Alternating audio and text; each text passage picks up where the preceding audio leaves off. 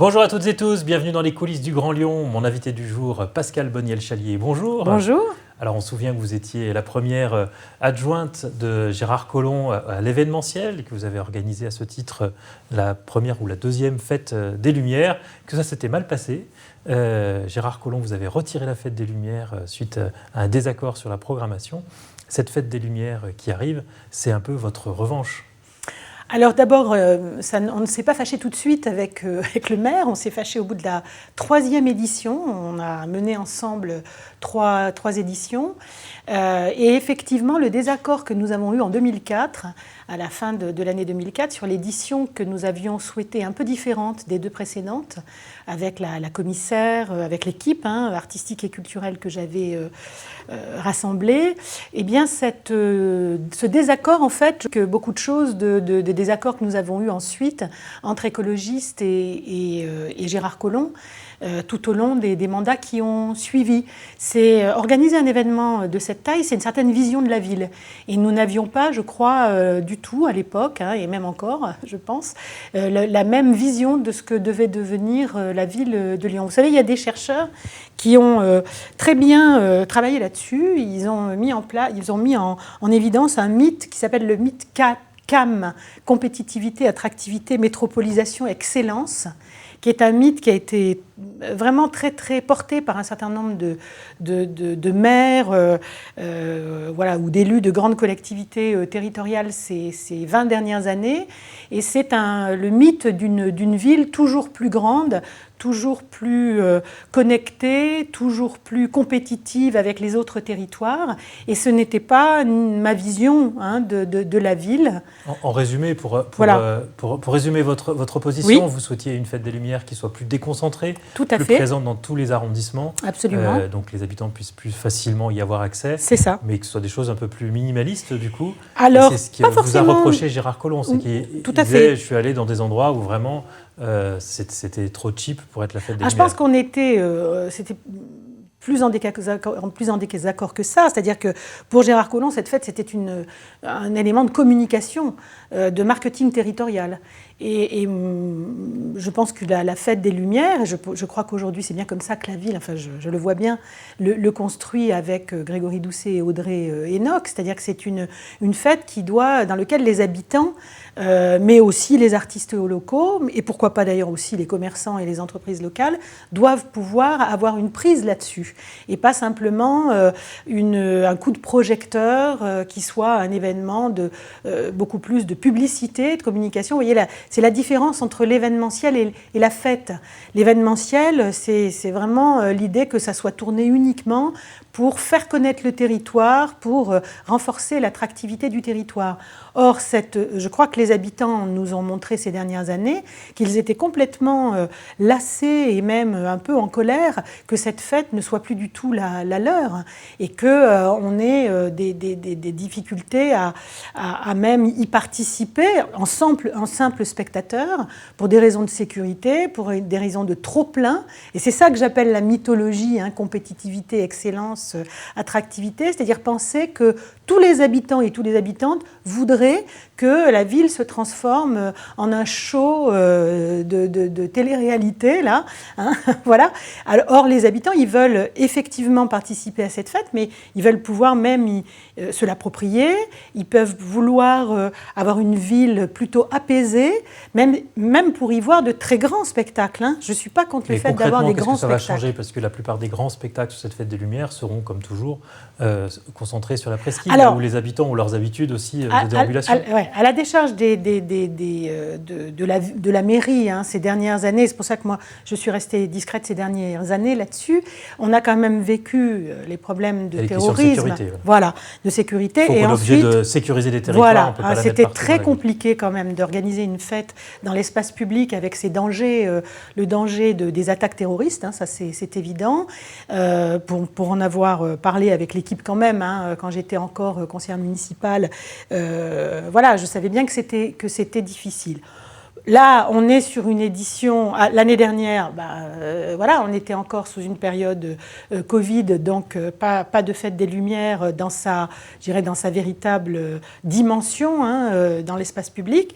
Donc là, cette année, Grégory Doucet promet que ce sera le plus grand événement culturel de post-Covid. Donc on est quand même dans la volonté de rayonner. De toute façon, il faut prendre la mesure, pour en avoir parlé avec des artistes ou des scénographes. Voilà, cette fête, elle ne peut pas seulement se faire à une petite échelle. Il faut qu'il y ait des grands, des spectacles qui soient à la taille de l'architecture de la ville. Je n'ai jamais dit le contraire, moi. Ce que je pense, c'est que cette fête, on peut la décentraliser. C'est-à-dire on peut l'organiser avec des points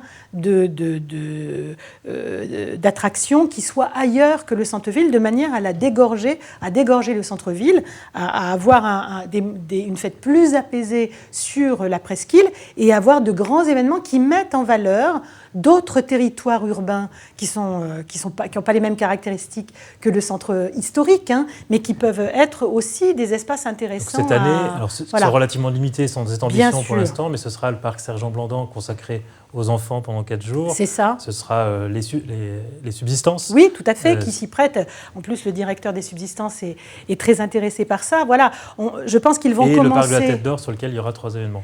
Il y avait toujours eu des choses au parc de la Tête d'Or. Et qui a toujours attiré aussi beaucoup de monde. Beaucoup de monde, et on voit bien que les gens sont en demande d'être dans des endroits qui sont des endroits plus ouverts, justement moins restreints que ce qu'on a devant la cathédrale ou sur la place des terreaux, qui sont des endroits difficiles à gérer du point de vue de la sécurité.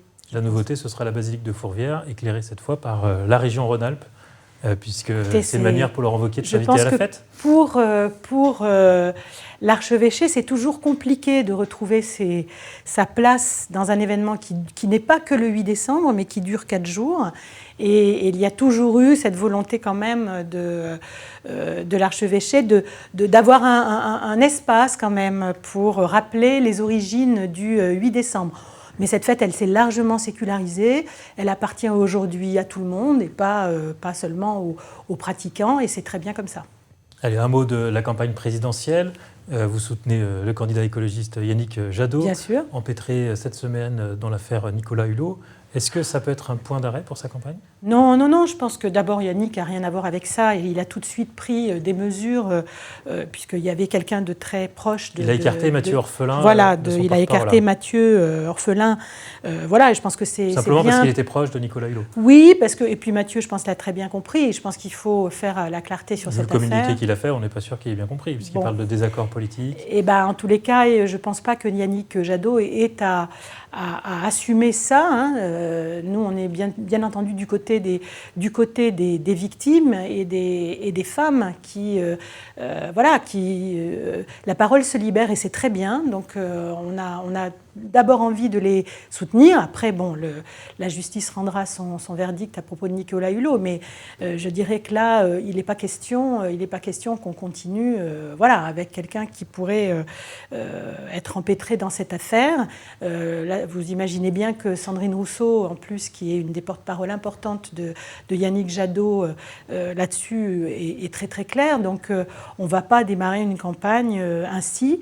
En tous les cas, je trouve, moi, mon parti courageux, que ce soit pour l'affaire Baupin ou pour les affaires qui seraient proches de notre galaxie écolo, de chaque fois avoir des femmes qui aient le courage de parler. Et c'est très difficile de parler de ça, même très longtemps après, parce que beaucoup de gens n'y croient pas, parce qu'il faut véritablement revenir sur ces faits-là et avoir le courage de dire qu'on a pu être... C'est personnel, ça doit être personnellement. Enfin, je sais, pour en parler à des femmes, que c'est très difficile de faire cette démarche-là. Et donc, elles le font et il faut d'abord les écouter. Pour revenir sur votre parti, est-ce qu'il ne s'est pas vu un peu trop gros après la vague écologiste dont on a parlé aux élections municipales? La vague, elle a été arrêtée par les régionales, puisque ça n'a gagné aucune région. Sur les et là, régions. une campagne quand même qui ne décolle pas. Le fait qu'il y ait plusieurs candidatures à gauche, que vous n'ayez pas réussi à vous unir avant la campagne présidentielle, est un point de blocage quand même pour cette campagne. J'espère qu'on aura quand même peut-être une alliance avec le Parti socialiste avant le premier tour des présidentielles. En tous les cas, je sais que c'est tout à fait la position du pôle écologiste de continuer à rechercher l'alliance avec le Parti socialiste. Y compris en se retirant derrière Anne Hidalgo si elle était en tête dans les sondages? Elle ne l'est pas, et je pense qu'aujourd'hui, la promesse vous êtes à un point d'écart dans les sondages, ce n'est pas non plus une différence. Je pense que la dynamique des régionales, et même si nous n'avons pas pu faire basculer... C'est ce qu'ils disent aussi, donc vous n'êtes pas prêt de vous entendre en fait. La dynamique des régionales, on peut quand même la voir du fait qu'on a été dans une reconduction. Un fort taux d'abstention, une reconduction des sortants. Sortants et des socialistes sortants. Donc je veux dire qu'il n'y a pas de bascule du tout qui se fait. En revanche, on voit quand même, nous, une progression forte des candidatures écologistes. Je vous rappelle que nous sommes quand même le premier groupe d'opposition face à Laurent Wauquiez à la région Auvergne-Rhône-Alpes. Donc il y a quand même plein de signes qui montrent que si le peuple de gauche veut placer son espoir aujourd'hui dans une alliance à gauche, il semble bien qu'il préférerait que ce soit porté par des écologistes en alliance. Et dans ce cas-là, on respecte les partenaires avec qui on fait alliance. Sur cette échéance électorale, l'enjeu, c'est pour les écologistes, c'est d'être devant le PS, c'est pas de remporter la présidentielle.